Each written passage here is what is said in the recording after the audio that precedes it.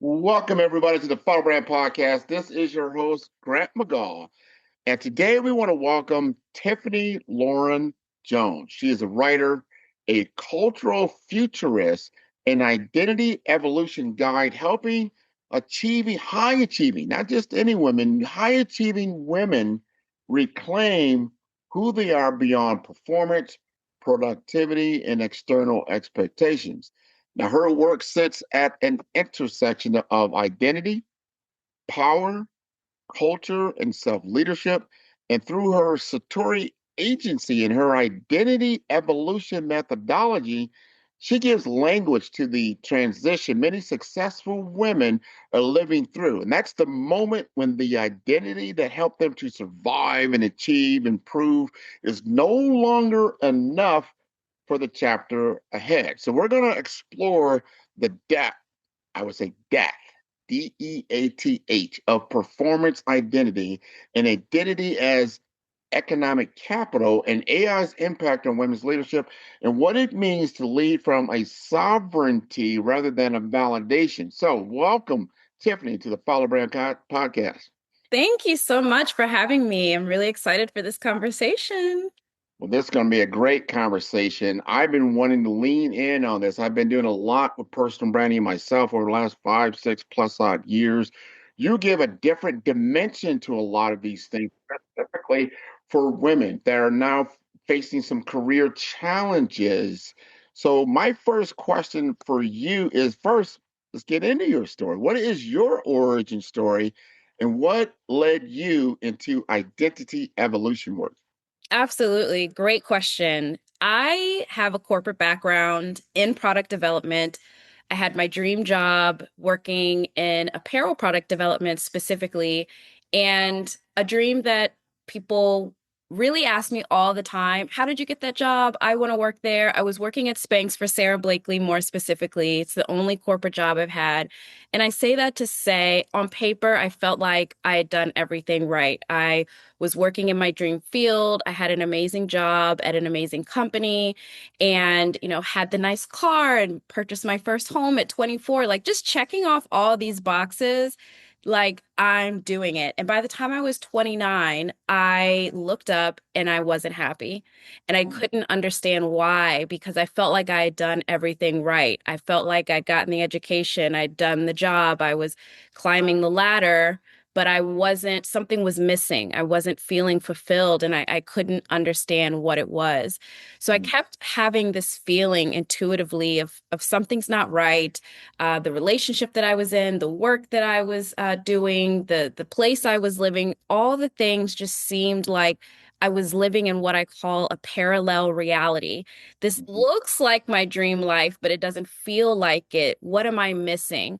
So after 3 years of ignoring the feeling, I finally answered the call to quit my job. I sold my home.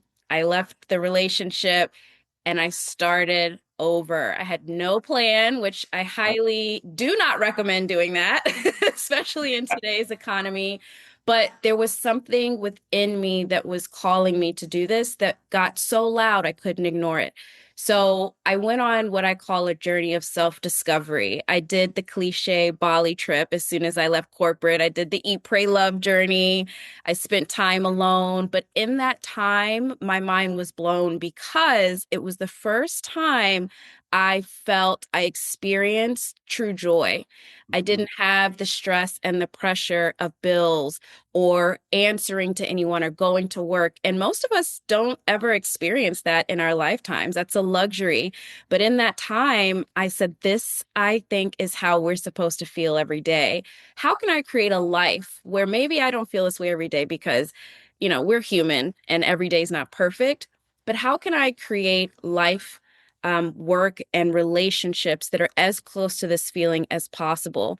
And what I uncovered in my now decade of research from my own lived experience, the women that I work with, and looking at neuroscience and metaphysics is what was missing was a part of my identity. I had created what I call a performance identity, the version of me that could get the job done, that knew how to climb the corporate ladder. I knew how to follow steps and execute and get a result, but I didn't know how to follow my intuition and lead from my core self, my truth, my identity. We don't learn how to do that.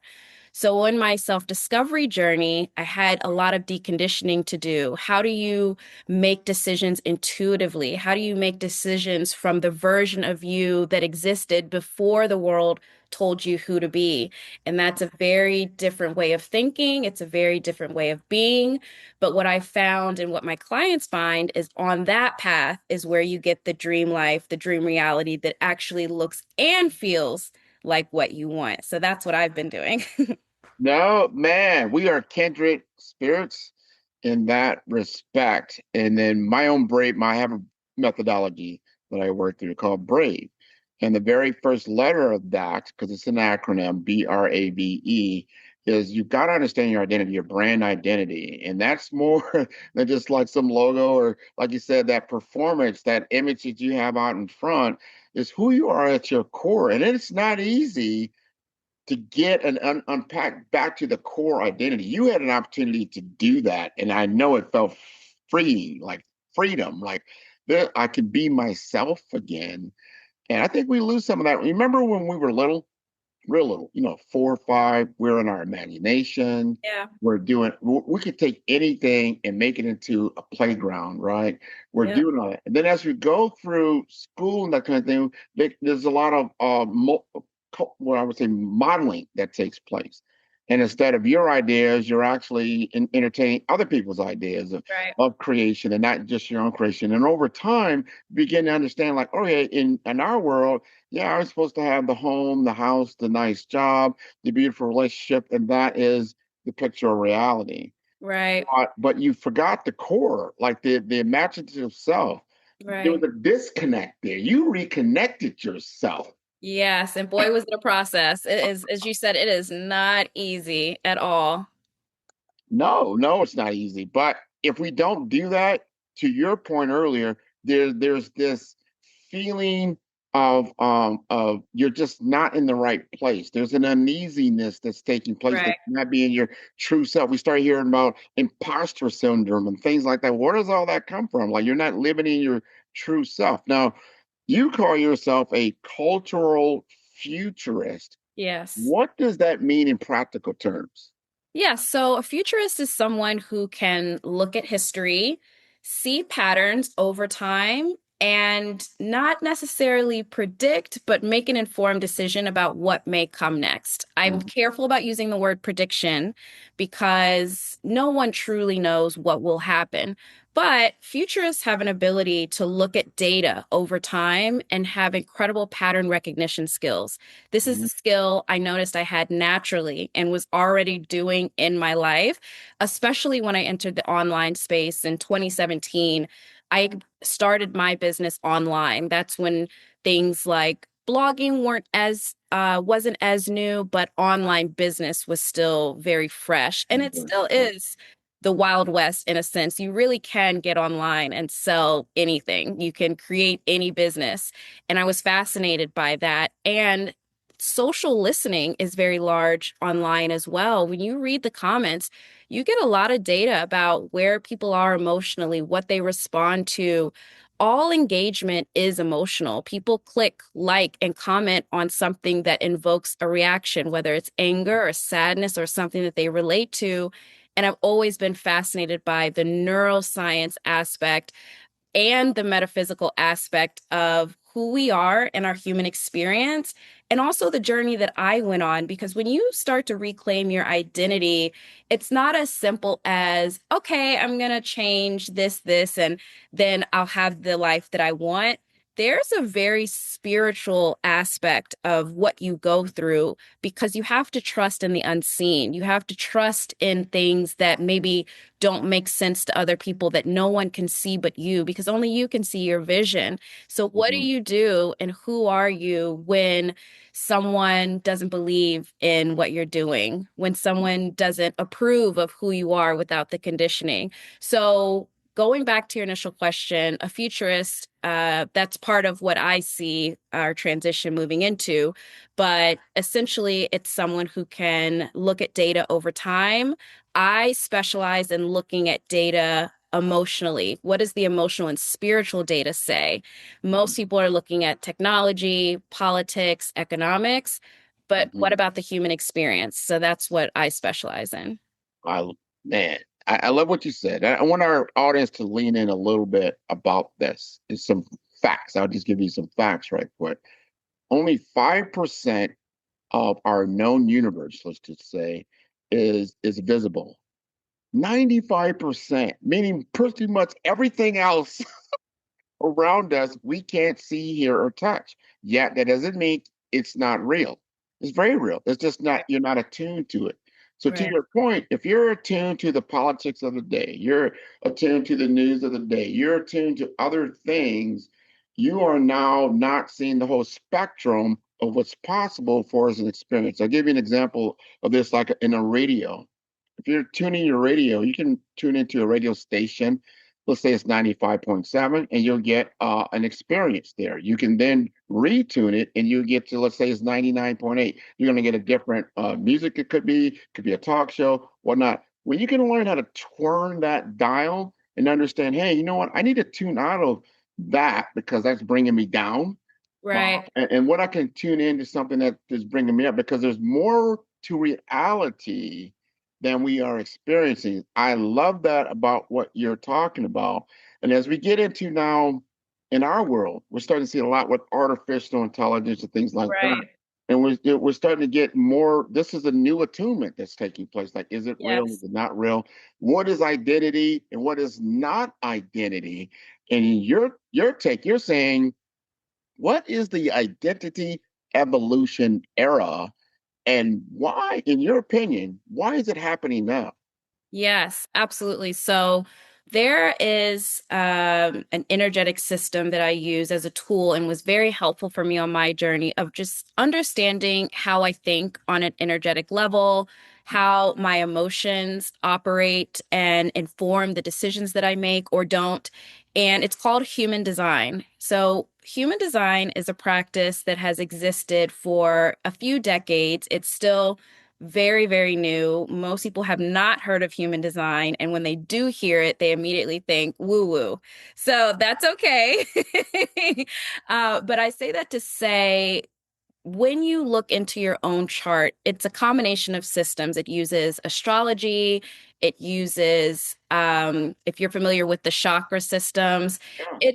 it's a more complex system, but it includes some other things that you may be familiar with. So in human design, we're seeing a shift that we are closing a 400-year cycle. Now, if you're not into the woo woo and you want to look at history, this is why futurists work is so important because I look across systems. Yes, human design, but also what actual, facts and science and history do we see that lines up with this for all the people that don't believe in the woo?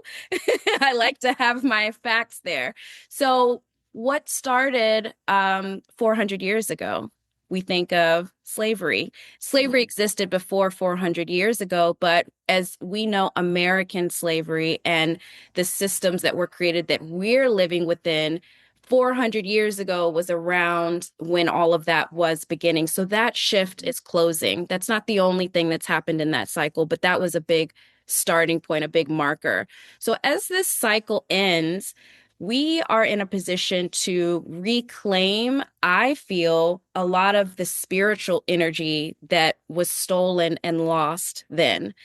Mm, What I mean by that is as we shift into this new era where the institutions have conditioned us to be a certain way, to talk a certain way. And when I say us, I say many people. It's not just Black people. We do live within a system, obviously, that is systematically very unfair, unkind, and cruel to people of color.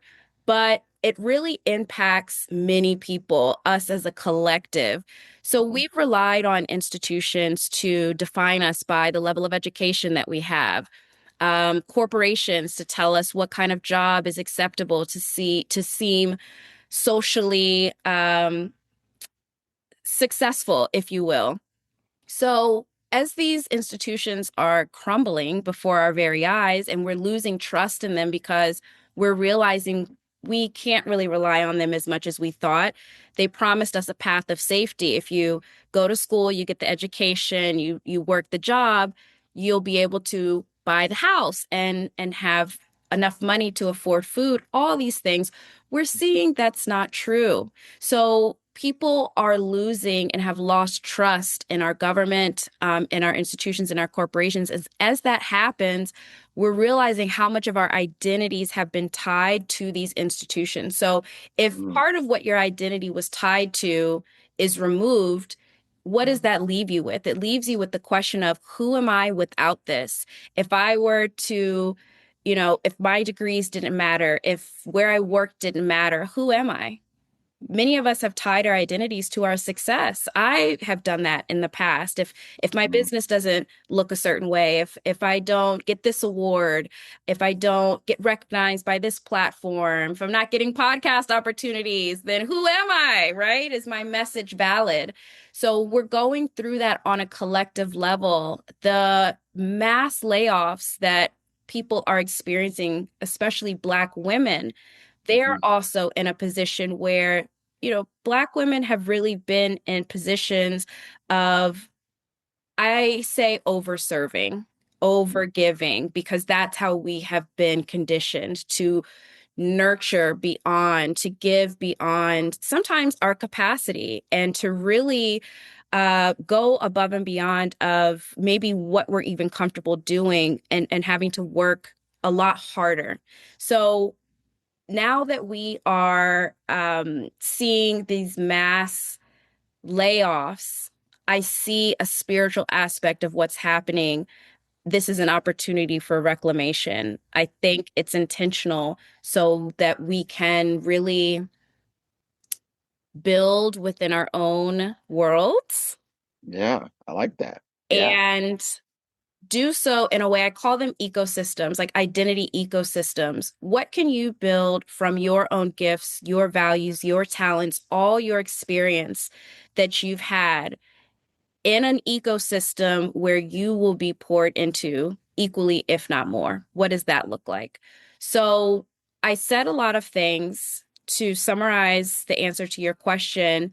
I think there's historical context of why we're experiencing this shift. There's there are always cycles that end and we enter into a new era.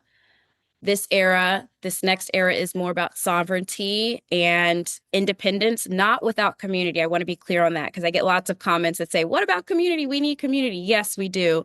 But you cannot enter into healthy community without knowing who you are, without showing up authentically and knowing what your value is, what your gifts are, what are you bringing to the community. There's a lot of toxic community of, well, this is who I am and this is who I know and this is what I do and this is why I'm valuable. That's not really who you are. That's what you do. So we're Mm, rebuilding our community from those places of sovereignty where it's here's who I am authentically, and it just creates better, more aligned community that way. So there's the historical context, there's the individual reclamation context, and then there's also the spiritual element of it. So I see it that way as a couple different pillars.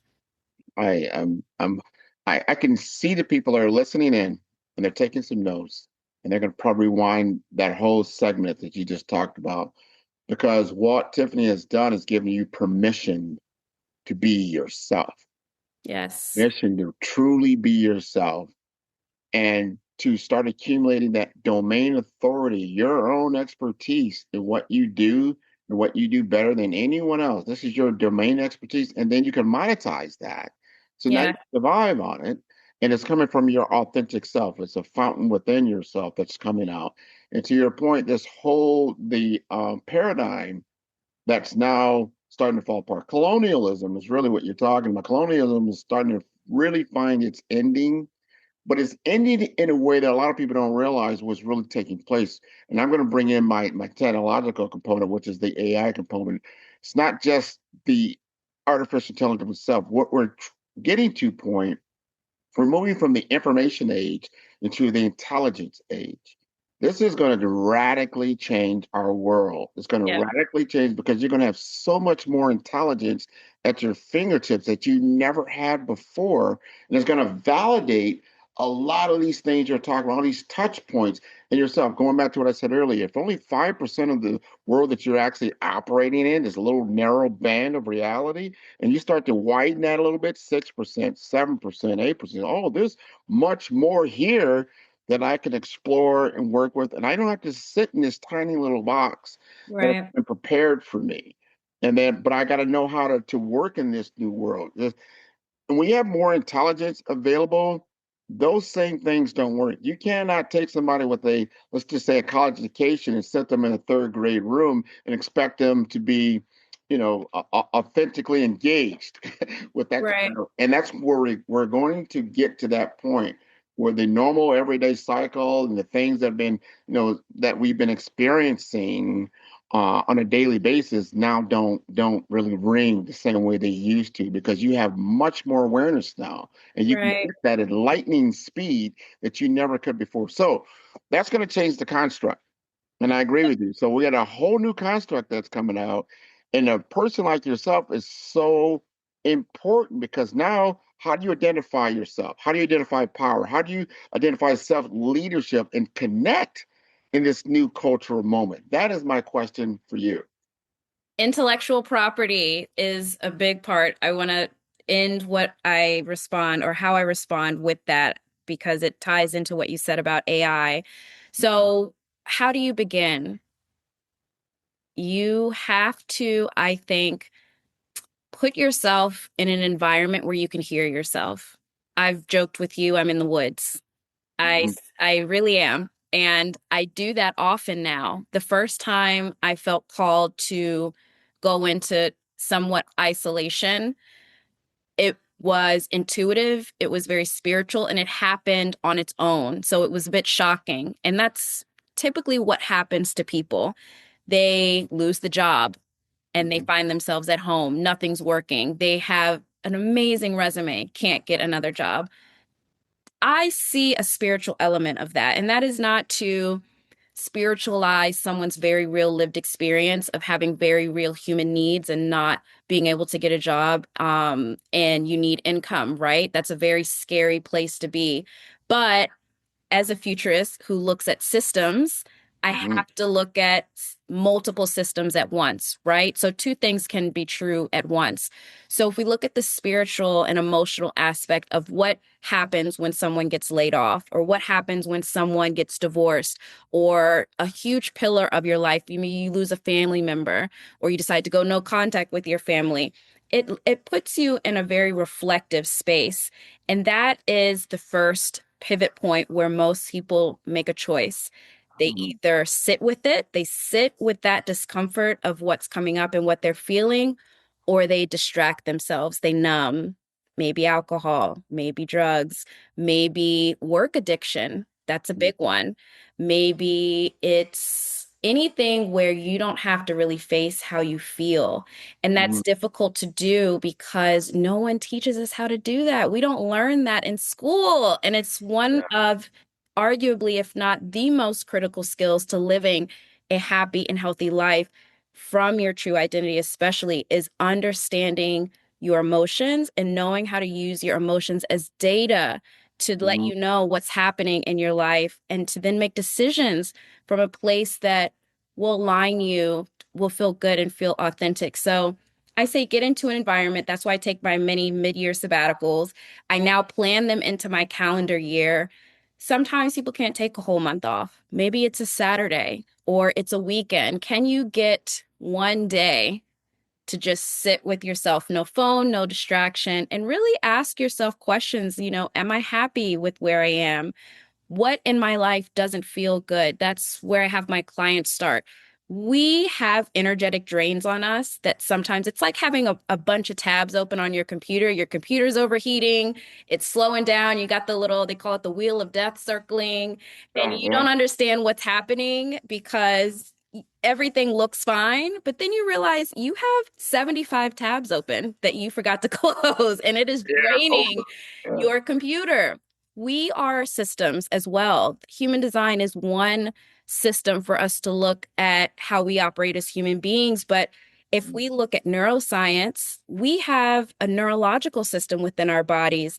We have so many systems that operate within us, and we don't know how they work.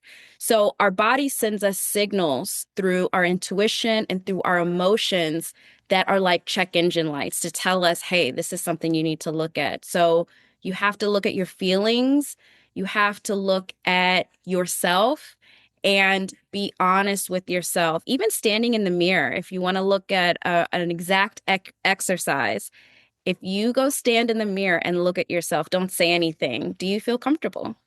Yeah.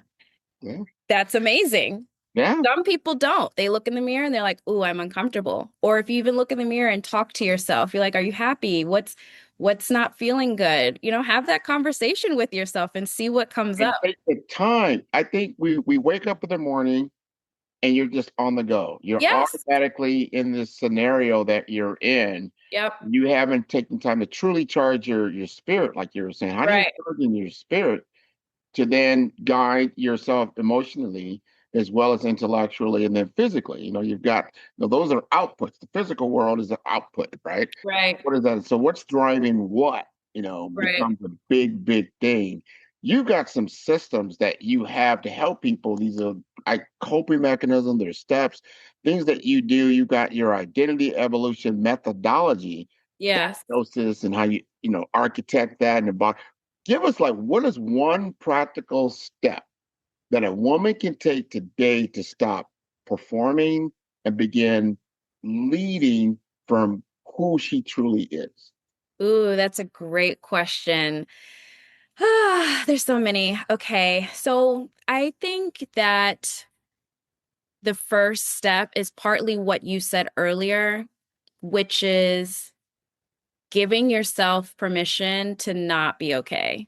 Mm, Many times when we are performing, it's because we don't feel that whatever part of ourselves we're hiding is acceptable, will get us the same results, or someone has told us that truth. And that puts us in an emotional state where, okay, I have to become this version of myself to feel okay. I have to get the accolades to feel okay. But underneath, and this is from the data that I've seen, you're not okay. I don't know anyone with a high level of empathy, because there are people out there that do love the hustle life and they're like, very low on the scale of emotions. Some people truly don't operate with a lot of emotional intelligence and they're okay with that. But for someone who, and this is most women, you have those feelings, you want to live the soft life, as they say. um, Giving yourself permission to not be okay, to admit that, actually, I am tired. Actually, I do feel burned out. Actually, I am feeling really stretched. I think that's the first step because most people, especially the women that I work with, they have a hard time slowing down. This was what I experienced as well. It was hard, even though I said, I'm working, I'm doing all this so I can have freedom, so I can go to the beach and relax and spend time with my family and my husband, all these things. And then when I had the opportunity, it was, oh, what's next? I need to do more. So it's really hard. So I think that's the first step is giving yourself permission to not be okay. yeah. And what does that look like practically? Plan time off I like with that. no agenda. No agenda. Even if you're going on vacation, don't pack the vacation with a bunch of activities. Can you go sit with yourself? Go on a walk. Pottery is something that I started when I was really wanting an activity. Find something that allows you to connect with your mind, body, and spirit. If it's hard for you to sit still, like for many of us it is, what Mhm, can you do that's not work, that doesn't produce an outcome, mhm, and doesn't require you to be on, doesn't require you to perform? And let me tell you, I highly encourage anyone listening, Try pottery. It will humble you very quickly. Okay. I started taking pottery. I've been making ceramics for a few years now. My first few weeks of class, I cried. I was very frustrated. I thought I was patient. I learned I was not because I did not have a masterpiece right away. And I was very upset about that. Why is this not perfect? So it allows you to be a beginner again, and it trains you to detach from an outcome. You can spend weeks creating a piece in pottery and get to the last step and it can crack or something Mm. goes wrong. And then what? You spent all this time thinking you're going to sell this beautiful piece. And that's the other thing. Like, I didn't sell right away, but I was immediately thinking, how can I monetize this? Like, no, just Getting the purpose. just enjoy the process. So ceramics was a really, because you have to get your hands dirty, you have to mold it, you have to be patient with each layer and each step before you get that final outcome. And even then, it's not guaranteed.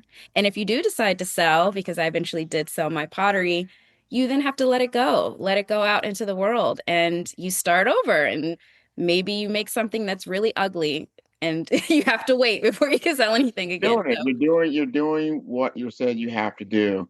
And yeah. I give an analogy on what I got out of what you just said is that you've got to connect with your source, the source of a life force within Yes. yourself. No matter, it's not about your beliefs, but you've got to connect to a real source. Yes. Because just like your cell phone, what happens when it's not connected? Eventually, it's going to run out of juice and it's not working anymore. Your laptop, what Exactly. happens? What happens when you don't have gas in your car? What happens? It stops working. So if you don't connect to an actual source, you don't refill on that source, it's going to be problematic. And sometimes we don't know that as we go forward. You'll start showing up health problems, wealth problems, relationship issues because you're Yep. running out of juice. So what Yep. I do, I have what I you chose pottery, right? I am into story, writing my Mm, story and the episodic stories of my life that I start to step back from that and just really write these things out of the scene that I'm in, the character that I'm playing, the other characters. These are real realities. But 5 years ago, what was that scene looking like in 2021? What was that scene looking like maybe in 2015? And you start to see progression and you start to connect some dots. I don't think a lot of people take the time to really start looking at their lives in chapters, right? yes. And really seeing like, oh, and then he's like, well, that was a hard chapter, but what did you learn from that? What did you Right. really learn? In the moment now, it's hard to see. But that's why I say go back 5 years ago and what was happening. And then I do that and like, wow, so now I'm in a position to tell other people about the things that I do from a personal brand perspective, business development perspective, because I've lived that experience. I know kind of where they're at and I can help them. To your point, that's what I'm selling. I'm selling that expertise and showing other people how to climb that mountain that they're on. And then Right. you're like, hey, I've been there. I've been on top of that mountain, the bottom of that mountain in the darkness, and it does eventually come to the light. But you've got to go through the journey, and no one wants to do that. But No. you're in a situation that you have no choice. And to this point, to your point now, what's happening now with this huge social economic change that we're looking at it from an AI perspective or artificial intelligence. That's one aspect of that. It's just the culture itself is changing. We're not the same group of individuals we were before COVID. Think about that. Right. We're more technologically savvy. We've got a lot more change going on. You're looking at the most uh, um, successful companies in the world, all digitally enabled. This is happening in a very rapid period of time if we really think about it. And Right. stressing some people out, like, you know what? I was used to doing certain things a certain way, and that way automatically now has changed.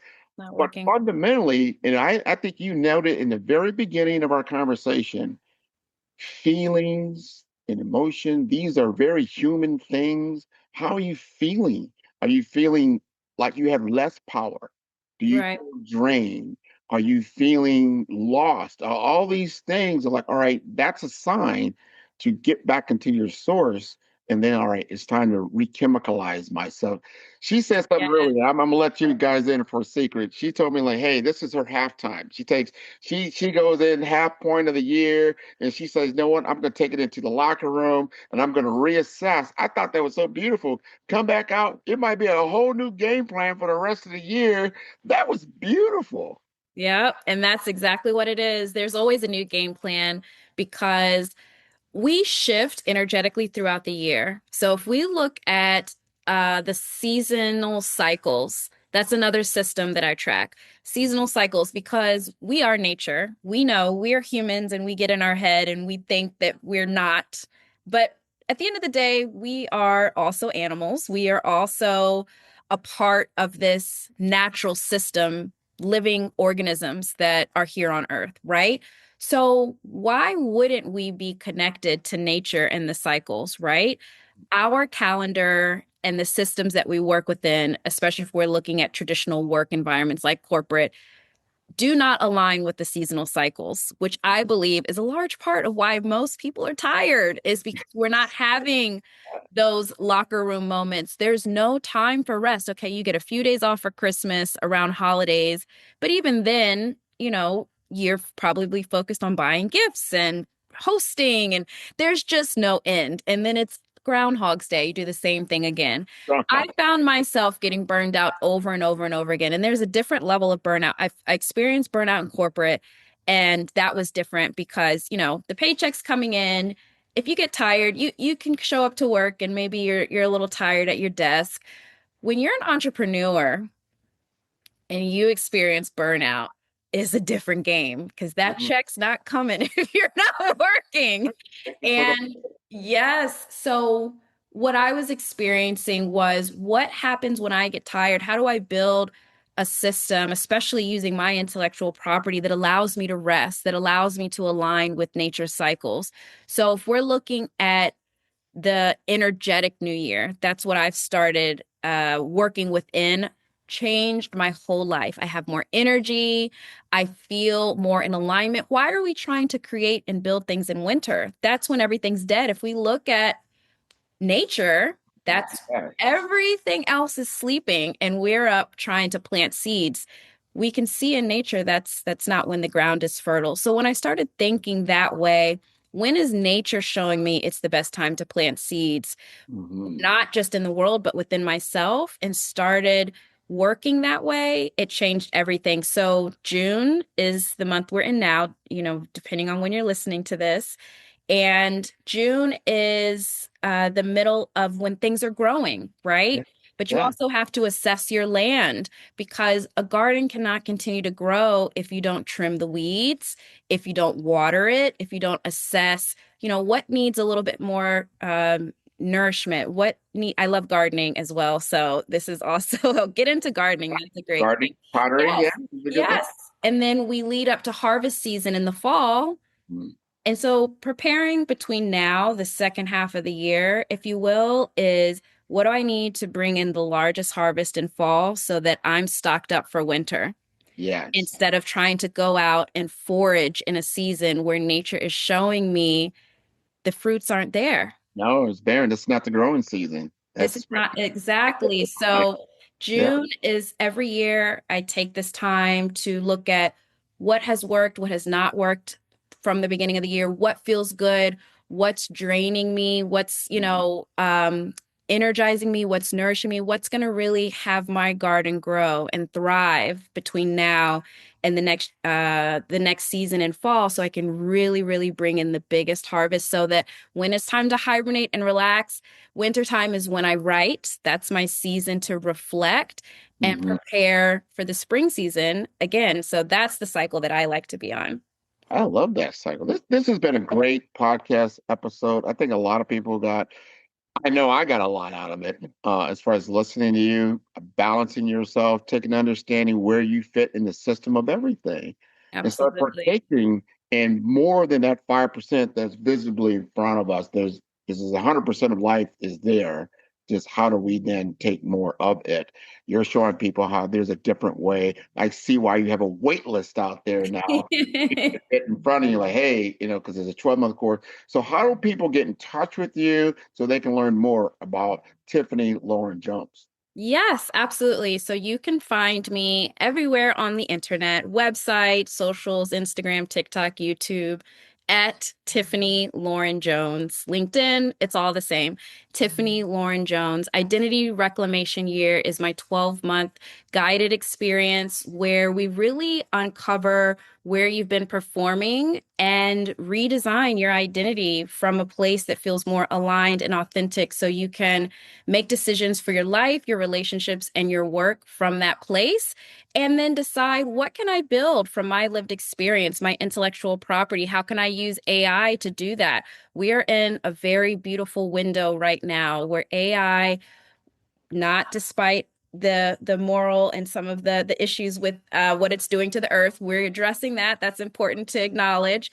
But there's also a beautiful opportunity to really maximize AI to build something, to build your own identity ecosystem. Who are you? What are your gifts, your values, and what IP do you have based on your lived experience that you've been building in corporate? That is, you've used your brain to build something. Yeah. So I say that to say the program is a foundational tool to take the time because a year is just a drop in the bucket of the true process of reclaiming your identity. It's a lifelong commitment to showing up authentically and to your personal evolution. And AI, again, is a beautiful opportunity to build something that gives you time freedom without the stress as well. So you can talk to Grant about the AI Oh, and come to oh, me yeah. about the Both of identity. those are important, but I talk about HAI. That's the human with artificial intelligence. The human is the most important aspect of that, and we do have to get more mature in how we've uncovered this new reality, but now we have to nurture it, and it has to be in balance with our other natural system that we do not Right, control. The right, cosmic system, the evolutionary systems, these are very important to make sure they're in balance. Otherwise, it could be, you have bad effects on that. So I right. love what you're stating around that. I want to encourage your entire audience to tune into all the episodes of Follow Brand. You can do so at 5 Star BDM. That is the number five. That is star, STAR. B for brand, D for development, and for masters.com. You can see a lot of different episodes and guests, just like Tiffany Lauren Jones, sharing all this important information. So thanks again for being on the show. Thank you so much for having me. This was great. You're welcome.